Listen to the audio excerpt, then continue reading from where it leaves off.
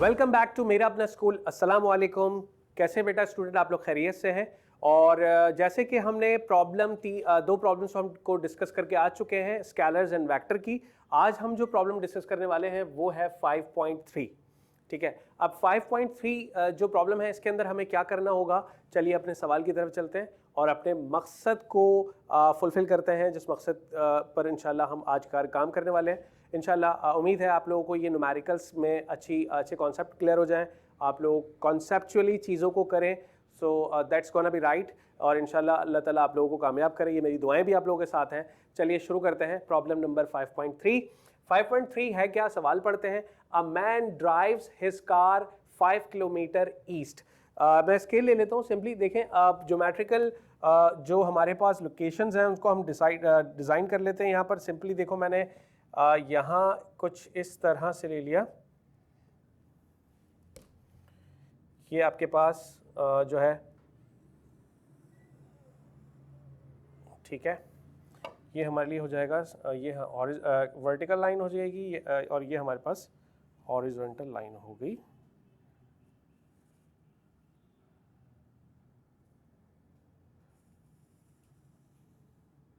चलिए, ये सिंपली हमारे पास नॉर्थ होता है,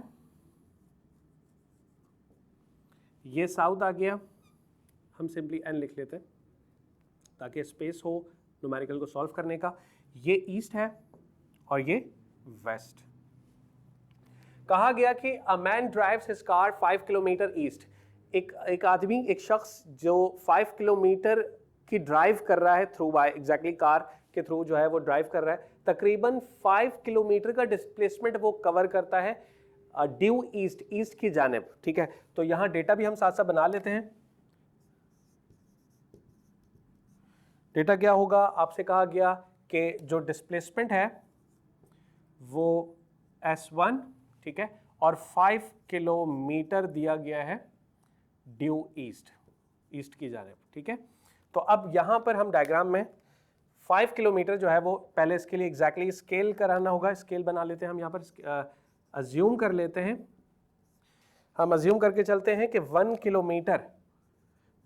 किलोमीटर अज्यूम कर लेते हैं कि 1 सेंटीमीटर के बराबर है। हम क्यों करते हैं, क्योंकि एग्जैक्टली हम स्केल में जब अपनी रीडिंग्स को नोट करते हैं वो थ्रू इन सेंटीमीटर होती है, तो हमें किलोमीटर को सेंटीमीटर्स में दिखाना आसान रहे, और इस तरह हम इसकी हेल्प से ही न्यूमेरिकल कर पाएंगे। तो अगर 1 किलोमीटर 1 सेंटीमीटर के बराबर है तो 5 किलोमीटर जो होगा वो 5 सेंटीमीटर के बराबर होगा, 5 सेंटीमीटर के बराबर होगा। ठीक है, अच्छा, अब आपको सिंपली कहा गया आपने क्या करना है, आपने स्केल रखा और ड्यू ईस्ट की जानिब जो है वो आपने 5 किलोमीटर का डिस्टेंस दिखाना है कि 5 किलोमीटर का डिस्प्लेसमेंट जो है वो कवर हो रहा है। चलिए, ये हमारे पास आ गया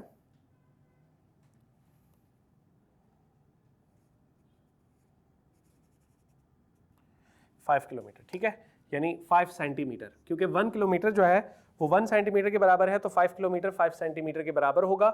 ये आपके पास आ गया डिस्प्लेसमेंट 1 जो 5 सेंटीमीटर के बराबर है। देन आगे क्या कहा गया, of his starting point, then he travels, then उसके बाद क्या हुआ, यहां इस पॉइंट पर पहुंचने के बाद देन ही ट्रेवल्स 10 किलोमीटर साउथ।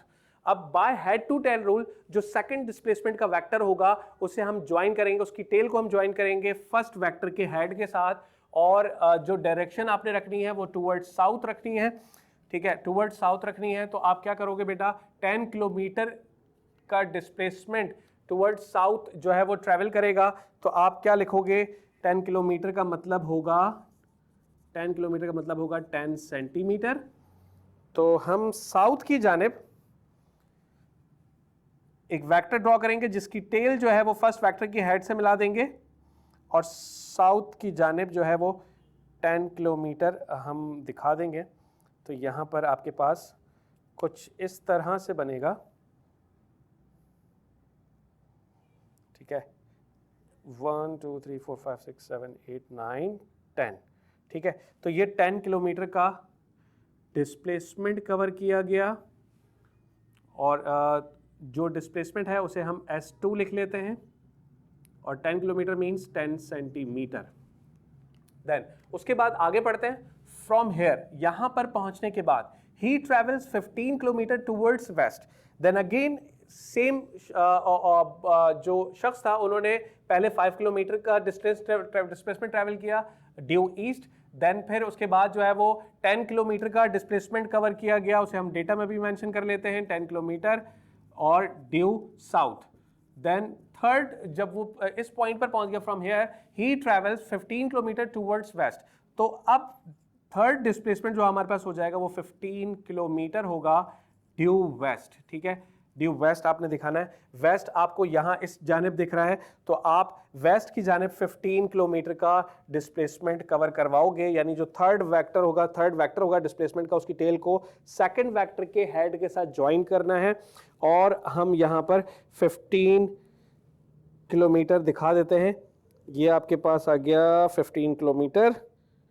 ठीक है, तो ये आपके पास थर्ड वेक्टर आ गया, और ये थर्ड वेक्टर है तो आपने लिख लिया S3 15 किलोमीटर। ठीक है, अच्छा, देन फिर उसके बाद कहा गया and reach the another point. पहले इस पॉइंट पर था, अब वो इस अनदर पॉइंट पर आ गया। फाइनली क्या होगा, ही ट्रेवल्स 20 किलोमीटर, ये लास्ट डिस्प्लेसमेंट दिया गया है, 20 kilometre towards north, 20 kilometre towards north. तो ये S4 हो जाएगा, क्योंकि इन सीक्वेंस फोर्थ वेक्टर बनने जा रहा है डिस्प्लेसमेंट का, और 20 किलोमीटर आपने बनाना है ड्यू नॉर्थ की जानिब। तो अब हम एग्जैक्टली फोर्थ वेक्टर जो बनाएंगे, तो फोर्थ वेक्टर की टेल को थर्ड वेक्टर के हेड से ज्वाइन करेंगे, और आपने 20 सेंटीमीटर लेना है।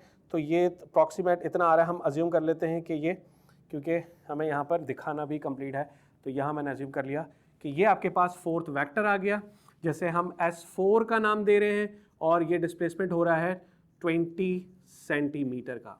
ठीक है, अच्छा, देन फिर अब आपसे क्या कहा गया, अब आपसे कहा जा रहा है find the net displacement of the man from where he started, जहां से उसने डिस्प्लेसमेंट कवर करना शुरू किया था, यानी फ्रॉम दिस पॉइंट, और अब जहां वो पहुंच गया है उस के दरमियान का डिस्प्लेसमेंट क्या होगा, यानी आपने रिजल्टेंट वेक्टर बनाना है या फिर नेट डिस्प्लेसमेंट वेक्टर बनाना है। तो एग्जैक्टली नेट या रिजल्टेंट डिस्प्लेसमेंट का जो वेक्टर होता है वो लास्ट फाइनल रिजल्टेंट वेक्टर कहलाता है, सम अप होता है सारे डिस्प्लेसमेंट्स का। तो रिजल्टेंट वेक्टर को बनाने के लिए उसकी टेल को हम फर्स्ट वेक्टर हमारे लिए ये था, फर्स्ट वेक्टर की टेल से ज्वाइन करेंगे, और हेड को लास्ट वेक्टर के हेड से ज्वाइन करेंगे। तो ये इस तरह से करके कुछ आ जाएगा आपके पास। अब आपने टेल और हेड को ज्वाइन कर लिया और स्केल से नोट किया कि कितना है ये डिस्प्लेसमेंट, क्योंकि ये डिस्प्लेसमेंट आपको निकाल कर देना है। तो ये आपके पास फाइनल डिस्प्लेसमेंट है, जिसको मैं S से रिप्रेजेंट कर रहा हूँ, और स्केल हमारे पास दिखा रहा है तकरीबन कोई बेटा बन रहा है 14.2 सेंटीमीटर का। तो यहाँ मैंने लिख दिया 14.2 सेंटीमीटर आपके पास नेट मैग्नीट्यूड आ गया, या नेट रिजल्ट आ गया S का। ठीक है, तो ये आपके पास कंप्लीट स्केल भी हो गया। अब क्योंकि आपको रिजल्ट भी दिखाना होगा, रिजल्टेंट वेक्टर को अलग से दिखा दें यहाँ, तो ये आपका रिजल्टेंट वेक्टर आ गया। यहाँ मैंने नोट कर लिया कि रिजल्टेंट जो हमने बनाया है, यानी जो S हमने लिया है वो S 1 सेंटीमीटर हमने 1 किलोमीटर के बराबर रखा है, 1 सेंटीमीटर हमने 1 किलोमीटर के बराबर रखा है। तो उस एतबार से 14.2 सेंटीमीटर जो हमारा नेट डिस्प्लेसमेंट आया है 14.2 सेंटीमीटर, वो कितने किलोमीटर के बराबर होगा, 14.2 किलोमीटर के बराबर होगा एग्जैक्टली। और यहां से एंगल कितना फॉर्म होगा, एंगल आप कैसे निकालोगे, अब आप सिंपली इस प्रोटेक्टर यानी डी को उठाओगे, इस पॉइंट को जो कि यहाँ पर ये रेफरेंस पॉइंट होता है, इस पॉइंट को आपने ओरिजिन पर सेट करना है, और ओरिजिन पर सेट करने के बाद जब आप उसे रखोगे तो कुछ इस तरह से डी आपको दिखाएगा। ये डी हमने ड्रॉ कर लिया। अब आप जब इसको एंगल देखोगे यहाँ पर, तो एंगल आपके पास बाहर के एक्सटर्नल स्केल में जो एंगल दिखाई दे रहा है तकरीबन आपके पास आएगा 45 डिग्री। ठीक है, तो यहाँ मैं इस रेड मार्कर से दिखा देता हूँ, थीटा हमारे पास आ रहा है 45 डिग्री, एंगल हमारे पास बेटा क्या आ रहा है 45 डिग्री आ रहा है। और ये इसकी डायरेक्शन क्या होगी, इसकी डायरेक्शन जो है वो नॉर्थ ईस्ट हो जाएगी, क्योंकि हमने ईस्ट से नॉर्थ की जानिब एंगल लिया है।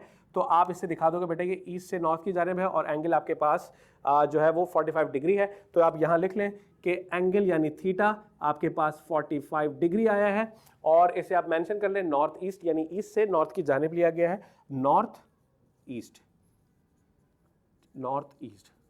चलिए अब जल्दी से इसका स्क्रीनशॉट ले लें ताकि आप इसे रजिस्टर पर बना सकें, स्केच कर सकें और डेटा स्केल रिजल्टेंट सारी वैल्यूज को अच्छे से लिख सकें। ठीक है, ओके राइट गुड। चलिए अब हमने आज तक के इस लेक्चर तक प्रॉब्लम नंबर 5.3 तक डिस्कस कर लिया। इंशाल्लाह हम मजीद आने वाली जो एक्सरसाइज प्रॉब्लम्स हैं उनके कंप्लीट सारे क्वेश्चंस को करेंगे और हमारे साथ रहेगा और अपना बहुत सारा ख्याल रखिएगा and thank you so much. Allah हाफ़िज़।